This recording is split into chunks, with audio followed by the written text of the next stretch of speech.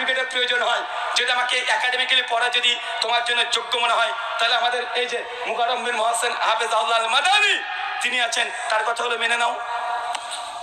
তিনি তো বলছেন শহরে বেদাত করছে কেন, তাহলে উনি তো আলেম না? কথা বলেন। শেখ মতিউর রহমান মাদানী হাফেজাহুল্লাহ তৌহিদ শিরকের বিরুদ্ধে এত কথা বলেছেন, অনেক কথা বলেছেন। তিনি তো হানাফি মাদ্রাসায় পড়েছেন, তিনি তো আবার মদিনাতে দীর্ঘদিন ধরে পড়ছেন, তাজ দিচ্ছেন। আমি আলেম না, তিনি তো আলেম, তার কথাগুলো মেনে নাও। মানবা না কেন? কারণ তোমার বাপের বিরুদ্ধে যায়, তাই তোমার বাবার বিরুদ্ধে চলে যায়।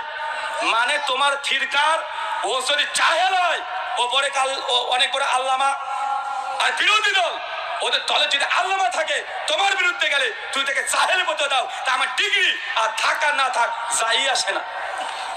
কথা বোঝেননি মনে হয়? আমার ডিগ্রি থাকলেও তুমি মানবে না। আমি যে 10 বার দাওরা পাস করি, তারপর তুমি আমার কথা মানবে না। তাই তোমার কাছে ডিগ্রি দেখছে 5 পয়সা লাভ নাই। যদি প্রয়োজন হয় মাঠে আসো, তোমাকে দেখানো হয়েছে গত বছর অনেকে